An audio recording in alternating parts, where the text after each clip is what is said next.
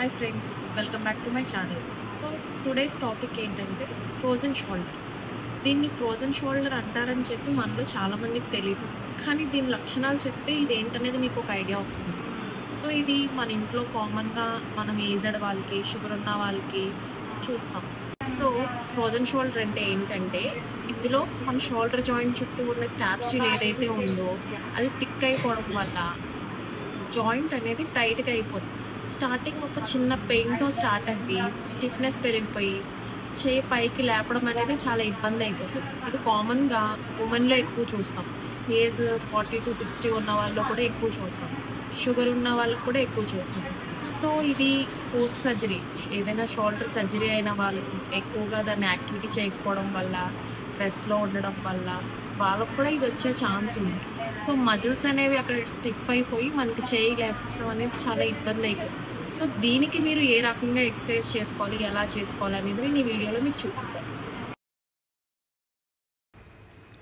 So ఈ పేషెంట్కి నేను ఫస్ట్ కొంచెం మొబిలైజ్ చేస్తున్నాను, దానివల్ల జాయింట్ అనేది ఫ్రీ అవి ఆవిడ ఎక్సర్సైజ్ చేయగలడానికి కొంచెం హెల్ప్ అవుతుందని. సో వీడియో ఎండ్ వరకు చూడండి. ఎన్నిసార్లు ఎక్సర్సైజ్ చేయాలి, ఎప్పుడు చేయాలి, ఎలా చేయాలి అనేది చాలా క్లియర్గా ఉంది. సో ఈవిడికి నేను జస్ట్ ఇలా కొంచెం టైం మొబిలైజ్ చేశాక తన రేంజ్ ఎంత పెరిగిందో ఒకసారి వీడియోలో చూద్దాం.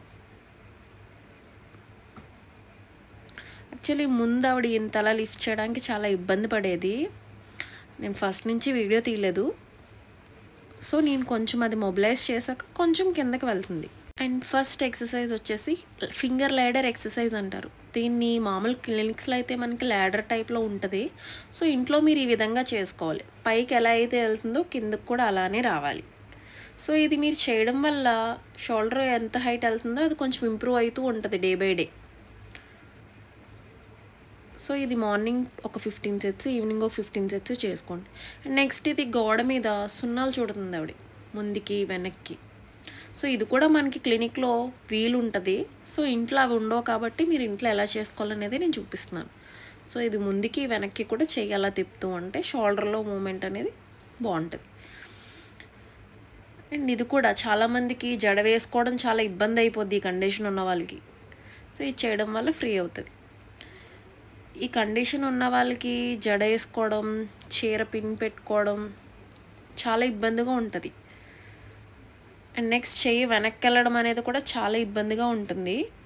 సో ఈ ఎక్సర్సైజ్లో మీకు చెయ్యి వెనక్కి ఈజీగా ఎలా పెట్టాలో చూపిస్తాను. సో ఆవిడ పెట్టడం చాలా ఇబ్బంది పడుతున్నారు అలా పెట్టుకోవడానికి. దానికి నేను ఏం చేశానంటే ముందు వీడియోలో చూపించాను కదా తెరా బ్యాండ్ అని చెప్పి, అది ఇచ్చాను. దాంతో చూడండి ఆవిడ ఎంత ఈజీగా పడుతుందో పైకి. సో ఇలా 10 sets చేసుకోండి. Thank you for watching this video. Please subscribe to my channel. Thank you.